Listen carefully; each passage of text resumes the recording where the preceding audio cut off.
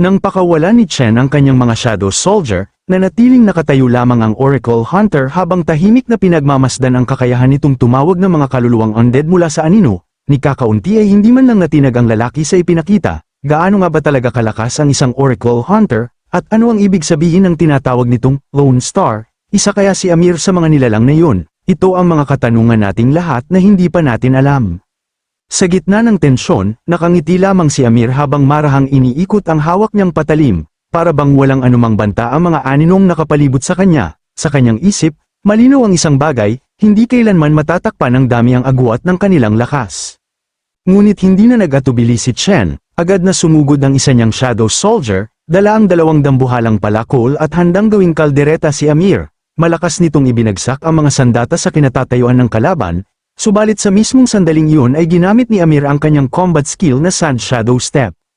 Biglang naging tila translucent ang kanyang katawan, dumaan lamang sa kanya ang mabangis na atake, na para bang isa lamang siyang ilusyon. Nanlaki ang mata ni Chen nang mapansin niya ang galaw ng kalaban. Sa unang pagkakataon, nagsimula niyang maaninag ang direksyon ng kilos nito at ang bakas ng bawat paggalaw. Ngunit bago pa siya tuluyang makakilos, biglang lumitaw si Amir sa kanyang likuran, handang ibaw ng patalim sa kanyang katawan. Sa huling sandali ay nagawa ni Chen na harangin ang pag-atake gamit ang aninong bumabalot sa kanyang kamay, dahilan upang maitaboy si Amir palayo. Kasunod nito, 3 Shadow Soldier ang agad sumulpot mula sa likuran ni Amir upang salakayin siya, ngunit gaya ng kanina, walang saysay ang kanilang pag-atake. Muli lamang tumagos ang kanilang mga sandata sa katawan ng Oracle Hunter, at sa isang iglap ay nasa likuran na nila ito. Doon lamang bahagyang ngumiti si Amir, kahit siya ay tila nagulat na nagagawa ng isang hamak na D-rank na basahin ang kanyang galaw. Ngunit mabilis ding naglaho ang munting paghanga na yon. Sa isang kisap mata, ginamit ni Amir ang kanyang combat skill na Sun Wheel Slash, isang nakakasilaw na hiwa ang gumuhit sa hangin, at sa loob lamang ng ilang segundo ay tuluyang napuksa ang mga Shadow Soldier ni Chen. Paglapag ni Amir sa lupa, agad na umalimpuyo ang alikabok ng disyerto sa paligid niya. Sa kabila nito, nanatili siyang kalmado habang pinagmamasdan ang sunod-sunod na Shadow Spike na pinakawalan ni Chen patungo sa kanya. Ngunit para lamang siyang isang taong naglalakad sa gitna ng pamilihan, isa-isa niyang iniwasan ang bawat spike nang walang kahirap-hirap. Habang ginagawa yon, malamig niyang ipinakita na para sa kanya, napakababaw pa lamang ng kakayahang makita ang kilos ng kalaban. Doon lubos na napagtanto ni Chen kung gaano kabangis ang isang tunay na Oracle Hunter. Nang maiwasan ni Amir ang lahat ng pag-atake, marahas niyang ibinagsak ang kanyang paa sa lupa, kasabay nito ay sumabog ang nag-aalab na aura at yumanig ang buong disyerto. Mula roon ay pinakawalan niya ang kanyang kakayahang tinawag na Hot Sand Purgatory. Agad na umikot ang nagngangalit na buhangin at tuluyang pinalibutan si Chen. Habang papasara ang umiikot na buhangin na tila handang lamunin siya ng buhay, mabilis na tumalon si Chen pataas upang makatakas.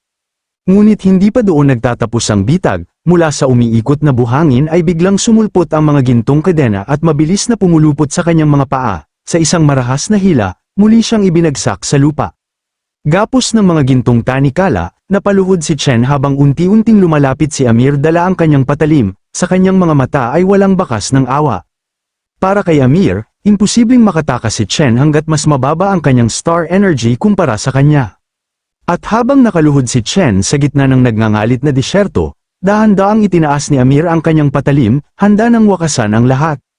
Gagamitin na sana ni Amir ang kanyang combat skill na Blessings on Judgment upang tuluyang tapusin si Chen, ngunit bigla siyang nakaramdam ng kakaibang presensya mula sa kanyang likuran. Sa mismong sandaling lumingon siya, isang napakalakas na kapangyarihan ang biglang sumambulat sa kanya, ang nakatagong puwersa ng Shadow Spirit Mage ni Chen.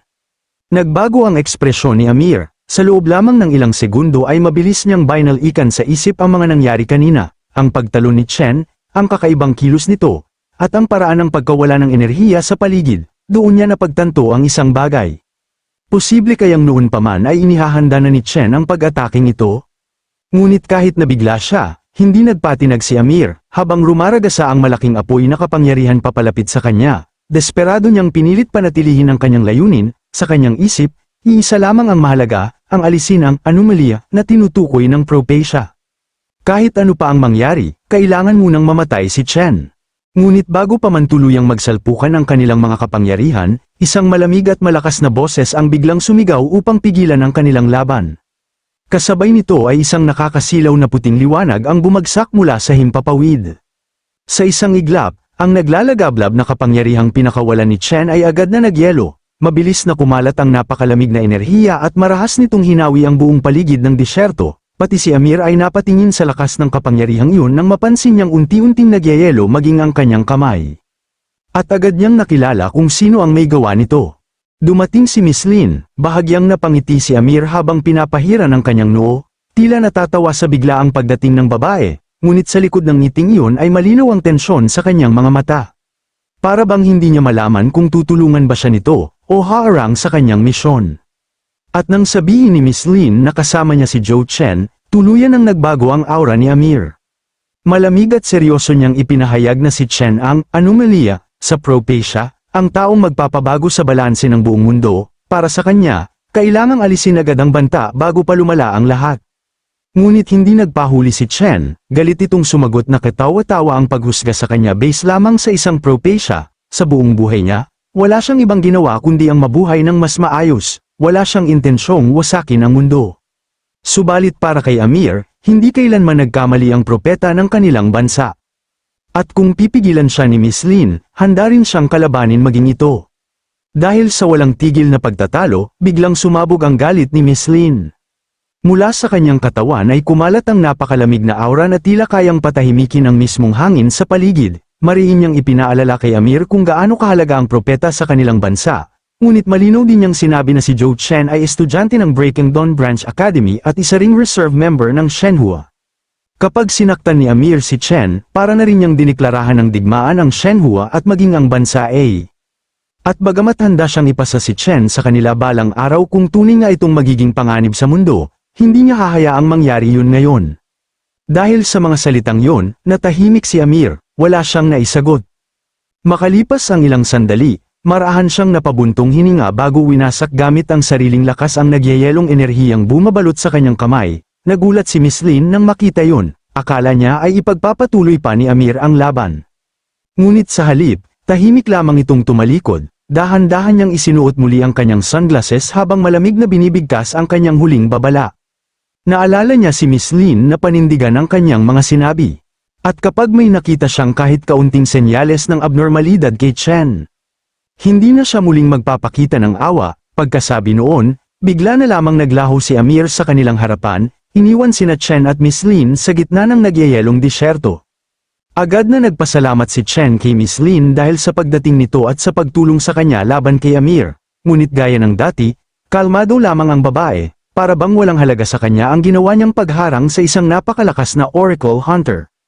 Marahan lamang siyang ngumiti at sinabing naniniwala siya kay Chen. Pagkatapos ay bigla niyang naalala ang tunay na dahilan kung bakit nagtungo si Chen sa lugar na yun. Hinahanap nito ang isang espesyal na demonic beast upang mapalakas pa ang kanyang kakayahan. Nagkataon namang may alam si Miss Lin na pugad ng mga demonic beast sa hindi kalayuan, kaya iminungkahi niyang subukan nila roon ang kanilang swerte, sa ilalim ng malamig at tahimik na gabi ng disyerto. Bahagyang napaisip si Chen bago tuluyang tumango bilang pagsang-ayon, at sa gitna ng katahimikan matapos ang matinding labanan, sabay na silang naglakad papalayo habang tinatangay ng malamig na hangin ang bakas ng kanilang laban. Nagpatuloy sina Chen at Miss Lin sa kanilang paglalakbay sa loob ng dungeon hanggang sa marating nila ang mapanganib na lugar na kilala bilang Shattered Gold Wasteland. Habang naglalakad, hindi napigilan ni Chen na magtanong tungkol kay Amir, ang lalaking nakasalubong nila kanina. Ipinaliwanag ni Miss Lin na matagal nang may malapit na ugnayan ang kanyang ama sa Country E, at kabilang ang pamilya ni Amir sa mga dating kaalyado ng kanilang Shenhua Guild. Ngunit matapos mawala ang kanyang ama, nagkagulo ang buong guild. Marami sa kanilang mga dating kasunduan ang nanatili na lamang sa pangalan, ngunit wala na ang tunay na tiwala at pagkakaisa. Ang higit na bumabagabag kay Miss Lin ay ang propesyang binanggit ni Amir. Ayon sa mga record, karaniwan lamang ang pinagmula ni Chen at hindi rin siya namukod tangi noong mga unang taon niya sa akademya. Ngunit mula nang magkita sila sa Blackwater Street, kitang-kita niya ang kakaibang lakas at talento ni Chen, mga kakayahang malayong-malayo sa dating pagkakakilala sa kanya. Dahil dito, hindi niya maiwasang maghinala, para bang hindi na ang dating Chen ang nasa kanyang harapan. Tahimik ngunit matatag na sumagot si Chen, hindi pa raw ito ang tamang panahon upang sabihin ang buong katotohanan. Ang tanging may papangako niya ay hinding-hindi niya gagamitin ang kanyang kapangyarihan upang saktan ang mundong ito, at kapag dumating ang tamang oras, si Miss Lin ang unang makaalam ng lahat. Hiniling lamang niya na pagkatiwalaan siya sa ngayon. Matapos marinig ang mga salitang yon, natahimik si Miss Lin at matagal na tinitigan si Chen. Hindi niya alam na mula sa di kalayuan, tahimik silang pinagmamasdan ng Demon Book. Sa huli, isang simpleng tugon lamang ang ibinigay ng dalaga. Naniniwala siya kay Chen, hindi nagtagal, narating nila ang pugad ng mga wasteland hina, mga mababangis na halimaw na pinaniniwalaang naapektuhan ang kapangyarihan ng Golden Brilliance Fragment. Agad na sinabi ni Miss Lin na sinuwerte sila, ayon sa kanya, isa sa mga halimaw na yon ang may taglay na fragment na kanilang hinahanap. Plano sana niyang siya muna ang sumugod habang maghihintay si Chen ng tamang pagkakataon. Habang nagsasalita ang dalaga, tahimik namang uminom si Chen ng potion upang maibalik ang kanyang lakas. Ngunit matapos itong inumin, ngumiti lamang siya at sinabing hindi na kailangang mag-abala pa si Miss Lin. Kalmadong lumabas si Chen mula sa kanilang pinagtataguan. Agad siyang napansin ng kawan ng mga hina, 5 halimaw ang sabay-sabay na sumugod sa kanya, habang sa likuran nila ay nakatayo ang pinuno ng grupo na naglalabas ng napakalakas na aura. Subalit na natiling kalmado si Chen, bago pa man makalapit ang mga hina, biglang sumibol mula sa kanyang anino ang matutulis na shadow spike.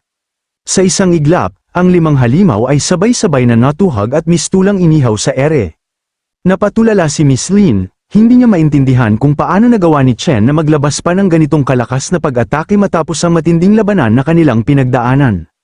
Ngunit hindi pa roon nagtatapos ang lahat, nang makita ang pagkamatay ng kanyang mga tauhan, galit na sumugod ang pinuno ng mga hina. Gayunpaman, tulad ng kanyang mga nasasakupan, agad din itong natuhag ng mga shadow spike at bumagsak na wala ng buhay. Habang tinitingnan ng bangkay ng pinuno, napansin ni Miss Lin na unti-unting naglaho ang gintong liwanag na bumabalot dito. Ipinaliwanag niya na malamang ay nawala na ang fragment sa loob ng halimaw, at sinabi niyang huwag pang hinaan ng loob si Chen dahil napakabihira talagang makahanap ng Golden Brilliance Fragment. Ngunit sa mismong sandaling yon, isang abiso mula sa sistema ni Chen ang lumitaw. Monster Hunter, effect triggered, kasunod nito, isang maliit na gintong bato ang lumabas mula sa bibig ng pinunong hina. Nagulat si Miss Lin, sa normal na pagkakataon, isa lamang sa bawat 30 espesyal na halimaw ang naglalaman ng ganitong fragment. Ngunit sa kaso ni Chen, tila napakalakas talaga ng kanyang swerte.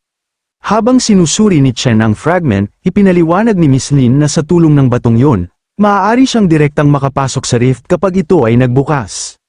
Gayunpaman, nagbabala rin siya, ang pagkakaroon ng fragment sa maagang yugto ay hindi palaging magandang balita, dahil limitado lamang ang bilang ng mga fragment, siguradong magiging mabangis ang kompetisyon, at kung malaman ng iba na may hawak si Chen ito, maaari nila itong agawin anumang oras.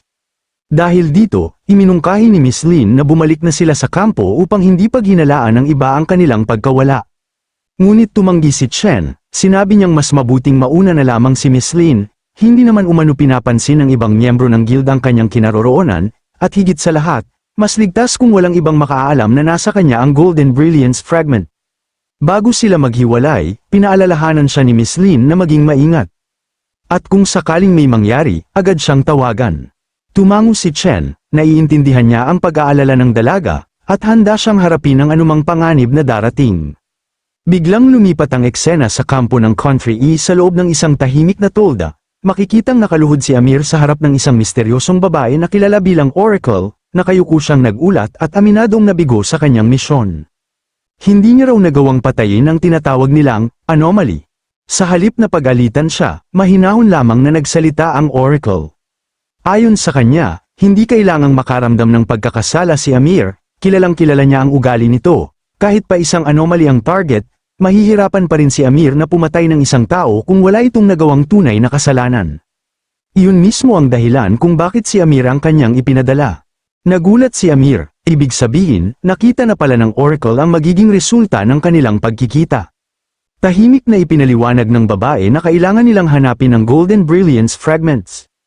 Ayon sa Propecia, magkakaroon ng napakalaking mutation sa Golden Brilliance Rift ngayong taon, at ang pagbabagong ito ay may direktang kaugnayan sa anomaly na tinutukoy nila, si Chen. Napawisan si Amir sa kanyang narinig, agad niyang naisip na dapat pala ay tinapos na niya si Chen noong nagkaroon siya ng pagkakataon. Ngunit agad siyang pinigilan ng Oracle, hindi lamang si Chen ang anomaly sa silangan. May iba pa, samantala, lumipat ang eksena sa pinakamataas na gusali ng Central City, ang punong himpilan ng Corporate Alliance. Sa loob ng isang marangyang opisina, nakatayo sa harap ng bintana si Ling Hancheng habang pinagmamasdan ang mahiwagang puno sa gitna ng lungsod. Ayon sa kanya, patuloy na lumalakas ang impluwensya ng mga guild sa mga nakalipas na taon, umabot na sa puntong nahahadlangan na nito ang kabuuang plano ng Corporate Alliance. Panahon na raw upang bawiin nila ang tunay na kapangyarihan. Ngunit hindi agad sumang-ayon ng isa pang executive na si Yun Wuyu. Ipinaalala niyang 8 taon na ang nakalipas nang mawala nila ng walang bakas si Lin Qiming, ang pangunahing haligi ng Shenhua Guild. Dahil nawala ang leader nito, unti-unti nang humina ang Shenhua at halos kumakapit na lamang sa natitirang lakas upang mabuhay hanggang ngayon. Kapag tuluyan ang bumagsak ang Shenhua, magiging madali na lamang para sa Corporate Alliance na pabagsakin ang iba pang guild.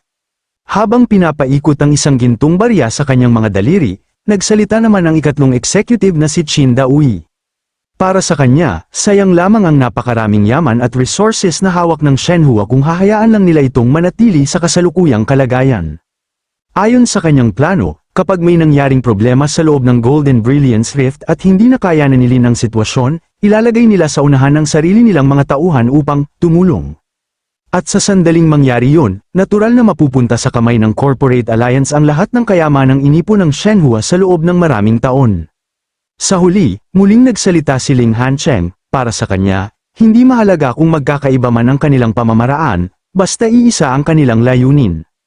Ibinunyag din niya na kamakailan ay nakapag-recruit siya ng maraming makapangyarihang oracle mula sa iba't ibang panig ng bansa. Ang mga ito ang magsisilbing espesyal na task force ng Corporate Alliance sa pagpasok sa Golden Brilliance Rift, at sa kanyang huling pahayag, malinong niyang ipinahayag ang tunay nilang hangarin, ang panahon ng mga guild, malapit ng magwakas. Kinabukasan, sa gitna ng mainit na disyerto ng Shattered Gold Wasteland, tirik na tirik ang araw habang 3 hunter ang tila may hinahanap gamit ang isang espesyal na kagamitan na kahawig ng Dragon Ball Radar, habang nakatitig sa aparato. Sinabi ng isa sa kanila na napaka-stable ng signal at mukhang malapit lang ang target. Ngunit duda ang isa niyang kasama, wala naman daw silang nakikitang kahit ano sa paligid at baka sira lamang ang dala nilang kagamitan. Agad naman yung pinabulaanan ng hunter, ipinaliwanag niyang hindi ganoon kapangit ang kalidad ng mga kagamitan na ginagawa ng kanilang kumpanya. Bagamat noong una ay hindi rin siya naniniwalang kayang direktang mahanap ng aparatong yun ang mga Golden Radiance Monster, malinaw na may natutukoy itong signal. Makalipas ang ilang sandali, biglang nag-vibrate ng malakas ang radar sa kanyang kamay dahilan para mabigla siya. Lumalakas daw ang reaksyon nito at sobrang lapit na ng target sa kanila. Ngunit kahit anong lingon nila sa paligid, wala pa rin silang makita. Hindi nila alam, tahimik na nakatayo sa likuran nila si Chen. Si Chen kaya ang dahilan kung bakit nagre-react ang kanilang radar. Ngunit bago pa man makapag-isip o makapag-react ang 3 hunter, mabilis silang pinatulog ni Chen. Sunod-sunod na bumagsak ang kanilang mga katawan sa mainit na buhangin ng disyerto. Pagkatapos noon, kinuha ni Chen ang kakaibang kagamitan ng mga hunter at pinagmasdan ito. Napaisip siya na may ganito palang kagamitan ang kumpanya kaya pala palagi siyang natutunton ng ibang tao. Bigla namang nagsalita ang Demon Book at sinabi nitong mukhang direksyon lamang ng Golden Star Energy ang kayang matukoy ng aparatong yon, hindi pa raw nito kayang tukuyin kung tao ba o halimaw ang target. Sinabi naman ni Chen na hindi maaaring habang buhay siyang hinahabol gamit ang ganoong paraan, dahil kagamitan yun ng kumpanya, malamang ay may alam na solusyon si Lin Yu. Nagtanong ang Demon Book kung naroon din ba si Lin Yu. Tumango si Chen at ipinaliwanag na maliit lamang ang posisyon ni Lin Yu sa organisasyon at isa lamang itong squad leader, nandoon ito upang mang-alap ng Golden Radiance Fragments para sa mga mas matataas na elite. Napailing naman ng Demon Book, mahirap na nga ang trabaho, hindi pa raw nito magagamit para sa sarili ang mga fragment na hinahanap niya. Sinabi ni Chen na ayon kay Lin Yu ay nagtayo ito ng kampo sa timog at nag-iwan ng mga palatandaan para madali niya itong mahanap, dahil malapit lang naman daw yun, nagpasya silang puntahan muna ang kampo. Ilang sandali pa, lumipat ang eksena sa kampo ni Lin Yu, abala ito sa pagbibigay ng utos sa mga tao roon at pinapalipat ang ilang mga kahon ng kagamitan. Habang nagtatrabaho ang lahat, biglang dumating si Chen. Agad naman siyang napansin ni Lin Yu at nagulat sa kanyang pagdating, kakadating pa lamang daw niya roon kaya hindi niya inaasahang makikita agad si Chen. Walang sabi-sabing ipinakita ni Chen ang isang marka sa kanyang kamay, nang makita yun ni Lin Yu, agad siyang natigilan, hindi siya makapaniwala na isa pala yung Golden Radiance Mark at lalo siyang nagulat nang mapagtantong nakakuha na agad ng fragment si Chen. Mabilis na naging seryoso ang mukha ni Lin Yu, dahil maraming tao sa paligid, iminungkahi niyang sa loob na lamang sila mag-usap. Pagpasok nila sa tolda, hindi pa rin maitago ni Lin Yu ang pagkabigla. 2 araw pa lamang daw bukas ang Shattered Gold Wasteland, ngunit ang mga tao sa labas ay halos magpatayan na nang hindi man lang nakakakita ng kahit anong fragment. Para sa kanya, sobrang lupit ni Chen. Ngunit kalmado lamang na sinabi ni Chen na sinwerte lang siya. Kasabay noon ay inilabas niya ang kagamitang nakuha mula sa 3 hunter at ipinakita yun kay Lin Yu. Tinanong niya kung pamilyar ba ito rito. Agad yung sinuri ni Lin Yu at nakilala ang kagamitan bilang isang Radiance Seeker. Ayon sa kanya, delikado ngayon dahil nangangahulugan na may mga taong nakatuntun na kay Chen gamit ang aparato. Agad namang tinanong ni Chen kung may paraan ba upang hindi na siya ma-detect ng kagamitang yun. Tumango si Lin Yu at saka hinubad ang isang bracelet mula sa kanyang braso bago iniabot kay Chen. Ipinaliwanag niyang isa yung storage bracelet na ibinibigay ng kumpanya upang paglagyan ng mga Golden Radiance fragments na nakukolekta nila. Kapag itinago raw ni Chen ang fragment sa loob ng bracelet na yun, hindi na ito matutukoy pa ng Radiance Seeker. Namangha si Chen nang makita ang storage bracelet at napansin niyang wala nito ang mga corporate oracles na nakasalamuhan niya kanina. Ipinaliwanag naman ni Lin Yu na kahit hindi mataas ang kanyang ranggo, ang bracelet na yun ay eksklusibo lamang para sa mga squad leader pataas. Ngunit biglang naging seryoso ang kanyang mukha habang nagbibigay ng babala kay Chen. Ano man daw ang mangyari, huwag na huwag niyang iisiping nakawin ang storage bracelet ng iba, may nakatalang serial number ang bawat isa sa mga yun, at ayon sa patakaran ng kumpanya, kailangang makapagpasa ang bawat squad leader ng hindi bababa sa 3 Golden Radiance fragments. Kapag nalaman daw ng mga nakatataas na may nagtangkang magnakaw ng pag-aari ng kumpanya, siguradong magiging mas magulo ang sitwasyon. Gayunpaman, sinabi ni Lin Yu na maaari namang gamitin ni Chen ang sarili niyang bracelet hanggat kailangan ito. Ngunit agad na tinanong ni Chen kung ano naman ang gagamitin ni Lin Yu kapag ibinigay niya yun. Nais din niyang malaman kung maaari bang maglabas muli ng bago ang kumpanya. Umiling si Lin Yu at sinabing hindi yun niriso ng kumpanya. Malamang ay pagmumultahin lamang siya pagdating ng oras. Pagkatapos noon ay pinayuhan niya si Chen na umalis na agad sa Shattered Gold Wasteland dahil habang tumatagal na bukas ang fissure, lalo lamang itong nagiging magulo at mapanganib. Ngunit tumanggi si Chen, ipinaliwanag niyang minsan lamang kada 2 taon nagbubukas ang Golden Radiance fissure. Kapag hindi nakapagpasa si Lin Yu ng sapat na fragments at nawala pa ang bracelet nito, siguradong hindi siya palalampasin ng kumpanya ng basta-basta. Natahimik si Lin Yu sa narinig. Habang iniisip ni Chen ang sitwasyon, napaisip siya kung paano kung kunin muna niya palabas ang fragment at saka na lamang ibalik ang bracelet kay Lin Yu pagkatapos. Ngunit sa mismong sandaling yon, 2 system notification ang biglang lumitaw sa kanyang harapan. Ang una ay nagsasabing kailangan niyang i-clear ang Shattered Gold Wasteland sa loob ng 5 araw. Ang ikalawa naman ay isang hidden mission, kailangan niyang talunin ang hindi bababa sa 500 special monsters na pinahusay ng Golden Radiance fragments. Bahagyang lumaki ang mga mata ni Chen habang binabasa ang mensahe, mukhang ayaw talaga siyang pakawala ng sistemang yun, hindi naman mahirap i-clear ang lugar. Ngunit ang pagtitipo ng ganoon karaming fragments ay siguradong magdudulot ng maraming labanan at alitan, bukod pa roon, kailangan pa niyang isipin ang kaligtasan ni Lin Yu. Biglang may sumagi sa isip niya, napatingin siya kay Lin Yu at agad na nagtanong tungkol sa tunay na kondisyon para tuluyang magsara ang fissure. Ipinaliwanag ni Lin Yu na karaniwang nagsasara lamang ang fissure kapag nakolekta na ang lahat ng Golden Radiance fragments. Ayon sa mga kalkulasyon, mahigit 30,000 fragments ang nakakalat sa lugar at noong mga nakaraang taon, umaabot pa ng kalahating buwan bago makuha ang lahat ng iyon. Ngunit ngayong may Radiance Seekers na ang kumpanya, malamang ay mas bibilis ang pangangalap.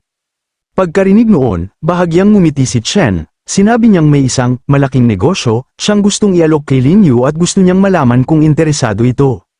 Nagulat naman si Lin Yu, hindi siya makapaniwalang may naiisip pang negosyo si Chen sa gitna ng ganoong kaguluhan.